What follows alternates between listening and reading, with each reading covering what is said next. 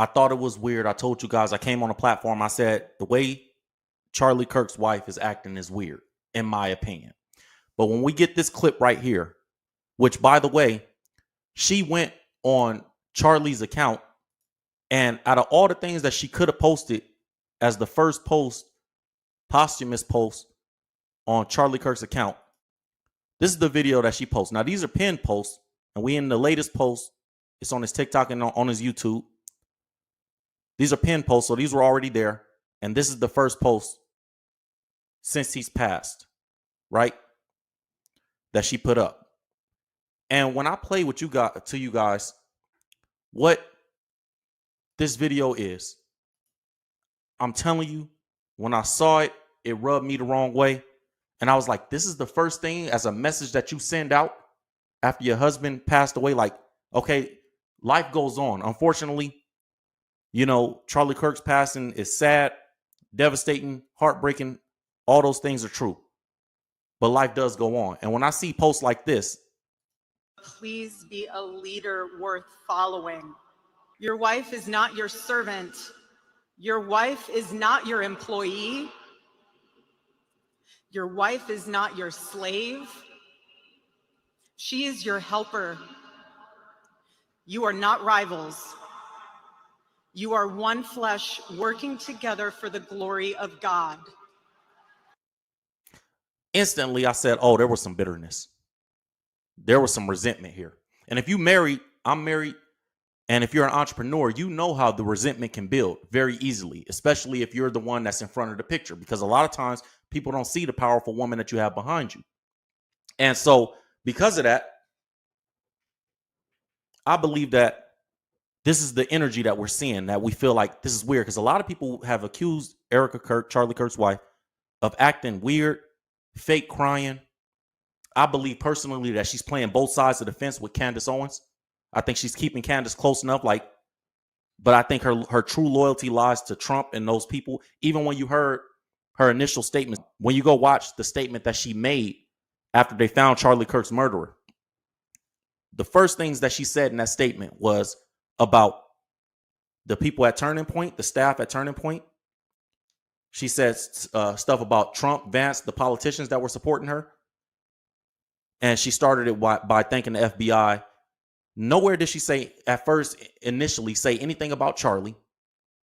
Nowhere did she say anything about her kids in the beginning of that statement. Like, you would think that the first thing that you're going to say is Charlie loved his family, his mom. I talked to his mom. I'm letting you guys know. I talked to mom, talked to his pop, whatever the situation is. Talk to the parents, talk to the family, just giving you guys the insight. We're grieving. We're all heartbroken. She gave about a 15-minute statement and spent about 6 minutes of it in the beginning of it talking about Turning Point USA, his company, his staff, the politicians that are supporting.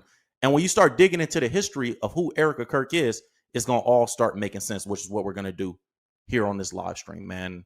Unfortunately, I believe Candace Owens can't speak on this. You know, and I think Candace has a inkling as well from the look in her eye when it seemed like a little bit of sarcasm from Candace when she was watching some of these clips from Erika Kirk live when she reacted to him, when Candace reacted to him. And I don't think she can say anything because she's in a vulnerable place. It's like, this is my best friend. This is his wife. As a woman, how do I say anything without looking like the side piece? Or how do I say anything without looking like I was secretly in love with, or what some, you know, the internet is crazy. People going to say all kind of crazy things if Candace goes hard on Charlie Kirk's wife. So that's what I'm here for, you know, and I'm going to do it as respectfully as possible. And I'm going to try to keep it above the board as possible. But I do think it's weird. So we're going to break it down, man. So, but then when you watch the memorial, the entire memorial looked like a press rep, like the DNC or the RNC. It didn't look like it was there to celebrate the life of Charlie Kirk. Now, I know the speakers did a great job, and I understand that Charlie Kirk was this big polarizing figure, and a lot of the people there were going to be big polarizing people because of that. But it seemed like a political rally, in my opinion. And it seemed like a changing of the guards. Like, Erika, you got to do this way in order for you to be in the good graces of these politicians. It seemed like this was a press run. And it seems like she's on a press run right now when that's the first video, like I just played for you guys, that you post on this channel, like a wife is not this and a wife is not that, bro, what message are you trying to send us? Everything, especially with these political types, everything is a message. Everything is marketing. Everything is positioning. And it's interesting because she started changing her tune. You know, these are from press releases. By the way, what I'm reporting from is from press releases that were put out by her team. I'm in media and I was in entertainment business before I got into this space. And I know how press releases work. They send the companies that want to interview you. I've done a lot of these. The companies that want to interview you, they send you a Q&A. You fill out the Q&A with the answers that you want them to present. And then they publish it saying this is a direct quote from this person. That's how they usually do it when they reach out to you for comment. So when I see all these press releases that are now coming out as she's Erika Kirk taking the CEO position of Charlie Kirk's company, it makes me feel like, it makes me sit back. First of all, her taking the CEO position, I understand it. That's his wife. I get it.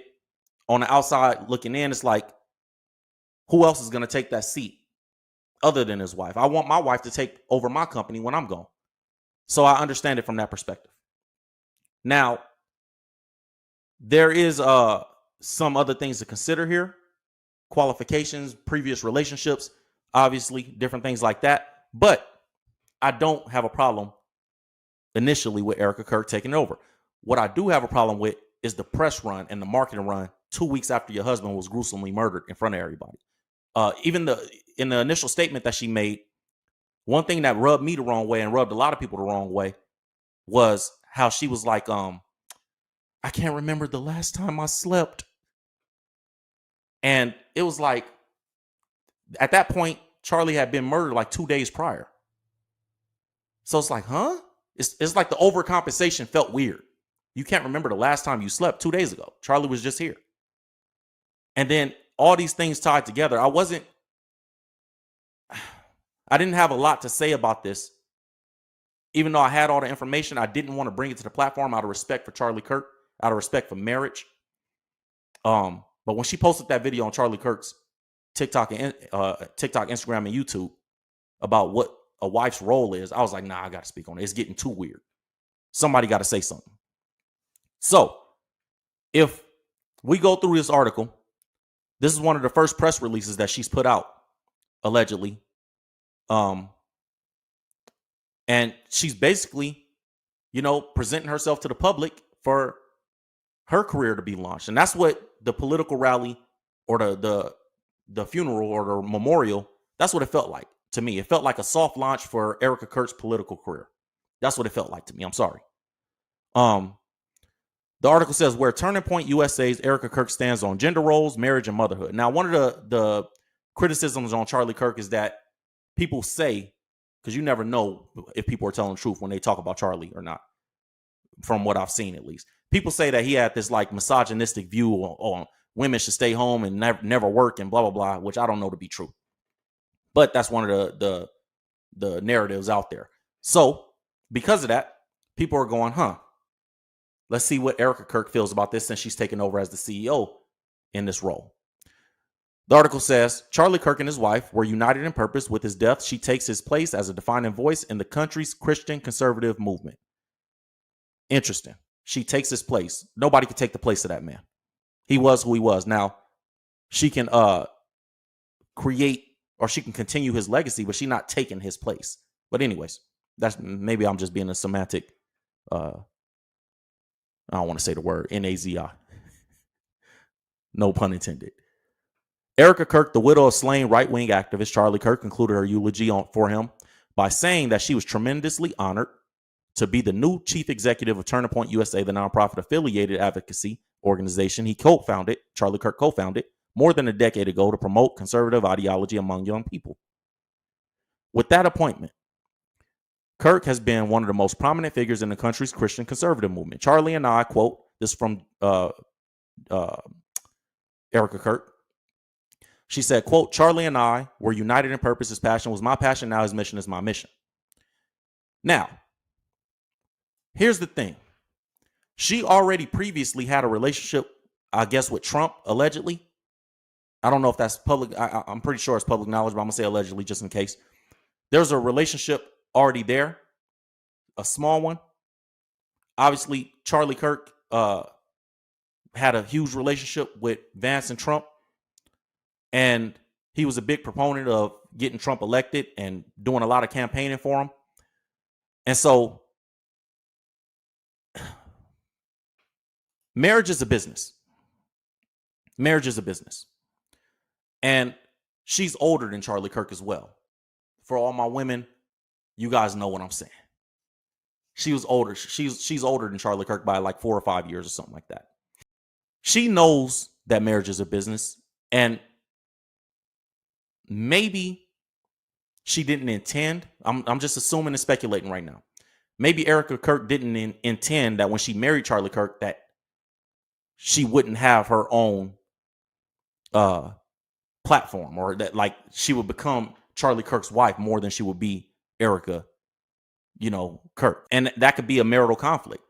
And you don't know if they were in the middle of that marital conflict with all this going on, and then he just gets killed. And then she's like, I was angry at him yesterday. How could I not be angry at him today, even though I'm hurt that he's gone? I don't know. I don't know what's going on, but it does seem weird. And so when you hear about the history of who Erika Kirk is, it makes you go, this seems like a great launching pad for something that maybe this is something she already wanted to do.